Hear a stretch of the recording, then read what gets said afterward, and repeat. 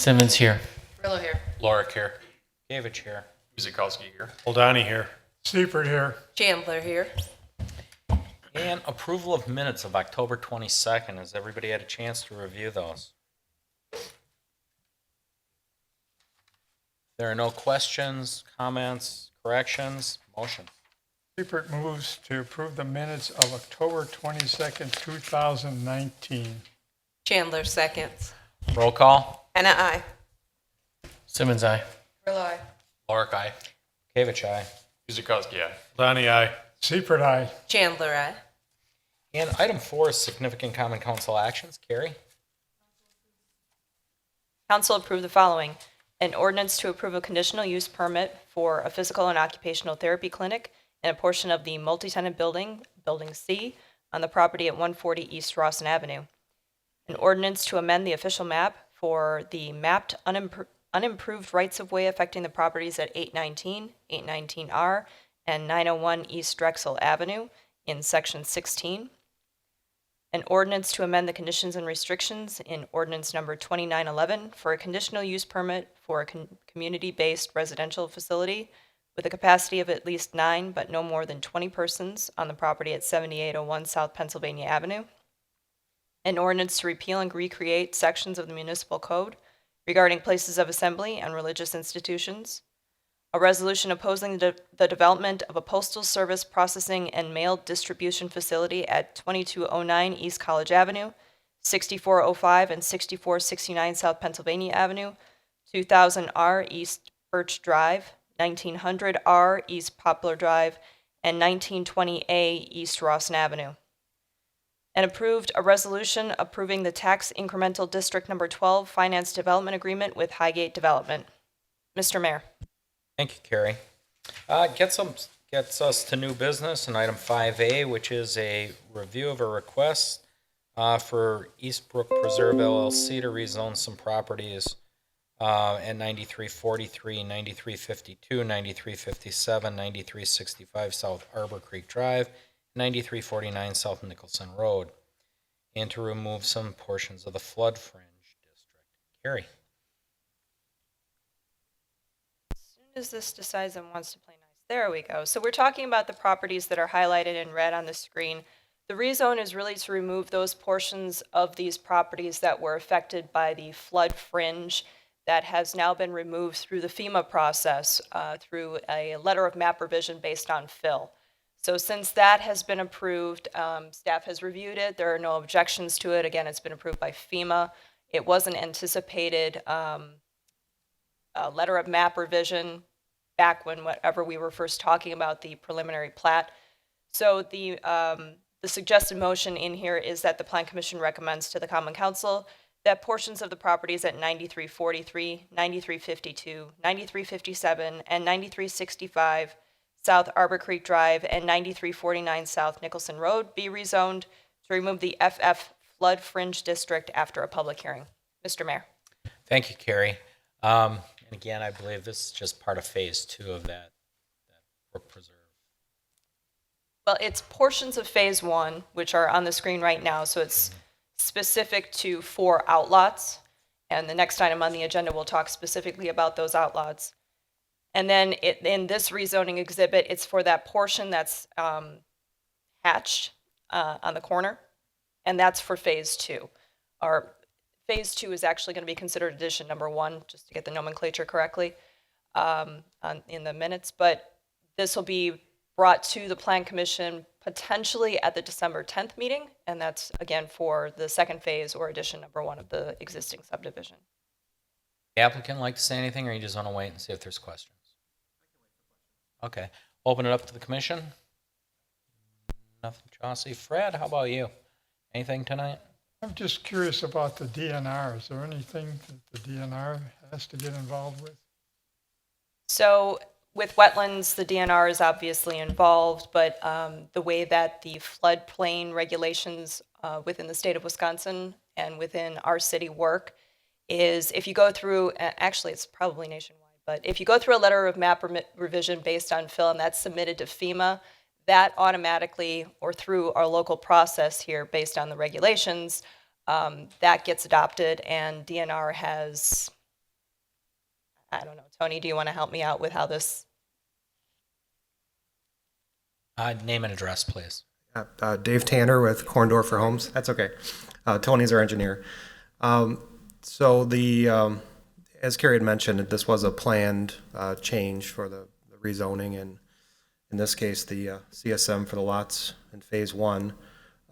You're correct in that it's not a DNR issue, and that it's strictly the floodplain mapping they had to revise. So what we did is we studied that area of the site, areas of the site, and established those grades and made sure we worked closely with engineering staff to design a grading plan and a construction sequencing plan to make sure it was kind of graded properly, so we'd have the appropriate drainage and floodplain storage. So once everything is graded, and then we had to go back and certify the grades, and as Carrie mentioned, FEMA has signed off on that officially. So now we're back before you to make it official at the city level and make it so that we can pull building permits on these lots within the project.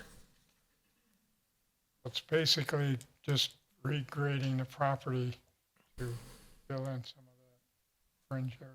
Right, we had to account for that floodplain storage in the floodplain and pond areas, and sometimes with these farm areas, there's some flat spots where the water will tend to migrate if it's not directed to the right places. So we basically just regraded it to direct it to the right spots, and now that that's done, we're at the final stage where we can kind of wrap it up and make it official. Thank you. Thank you. Anything? Chris? Yeah, actually I do. So kind of to echo what was said there, so your drainage and your grading for those areas to kind of do the storage for the extra flood coming in the future, wouldn't that impact the wetland out there? No, because it's outside of the wetland area. So it is outside? But I've seen some on That's correct, yeah. Yeah, thankfully, I had some room with the pond areas and the floodplain storage areas that we created where we could have that space available. Okay, so just for my understanding, this is rezoning, Carrie? So if you're just doing the grading, where is that rezoned? Because it's within the flood fringe district and our regulations require a hearing to rezone outside of that district. It's not an automatic out. We checked our regulations. They do have to go through the process to remove the flood fringe district. Mike? No real comments other than to reaffirm what the applicant had indicated, that they worked closely with staff, and we did confirm that all the compensating storage and other requirements were taken care of adequately. Craig? Seeing none, I have nothing. I'm with staff on this one. So, motion on 5A. Seifert moves that the Plan Commission recommends to the Common Council that the portions of the properties at 9343, 9352, 9357, and 9365 South Arbor Creek Drive and 9349 South Nicholson Road be rezoned to remove the FF flood fringe district after a public hearing. Chandler second. Roll call. And I. Simmons, aye. Lorick, aye. Kavich, aye. Yeah, aye. Ladani, aye. Seifert, aye. Chandler, aye. And item 5B, review of a certified survey map, again for East Brook Preserve, converting the same property as the aforementioned from the last one, from outlots to building lots. Carrie? So the only one that we're not talking about from the previous item is the larger parcel that'll be incorporated for the second portion of the subdivision. So we're talking about just the 4 parcels that are in red on the screen right now, and that's part of the first phase. They were outlots simply because they were within the flood fringe district and they needed to go through that amendment process. They needed the rezone before they could be converted from outlots to building lots. That's the only item within the certified survey map that's being proposed. So they would be lots 71 through 74, 5? 70 through 73. 70 through 73.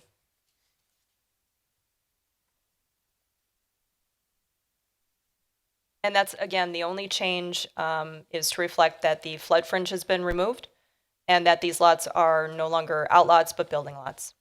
So with that in mind, there is a suggested motion that the Plan Commission recommends to the Common Council that the certified survey map submitted by Mike Carrick of Eastbrook LLC for the properties at 9343, 9352, 9357, and 9365 South Arbor Creek Drive be approved. Mr. Mayor. Thank you, Carrie. Questions? Jossie? I have a question for the applicant. So with changing these to building lots, do they meet the requirements as a buildable lot? Yes, the only thing that was changing them, or the only thing that was preventing them from being building lots was the presence of the flood fringe. And since they went through the fill permit process and now they've gone through the rezone process, these meet all of the requirements so that they can become building lots. Thank you. Brad, anything? Donnie? Nope. Chris? No, pretty straightforward. Christina? Mike? No. Greg? Wow, I knocked it out of the park. I got nothing for you either. So, motion on 5B. Lorik moves that the Plan Commission recommend to the Common Council that the certified survey map submitted by Mike Carrick, Eastbrook LLC for the properties at 9343, 9352, 9357, and 9365 South Arbor Creek Drive be approved. Seifert seconds. Roll call. Hannah, aye. Simmons, aye. Trillo, aye. Lorik, aye. Gavich, aye. Guzekowski, aye. Donnie, aye. Seifert, aye. Chandler, aye. Right, and that gets us to adjournment. Trillo adjourns at 6:12. Moves to adjourn at 6:12. Lorik will second. Roll call. Hannah, aye.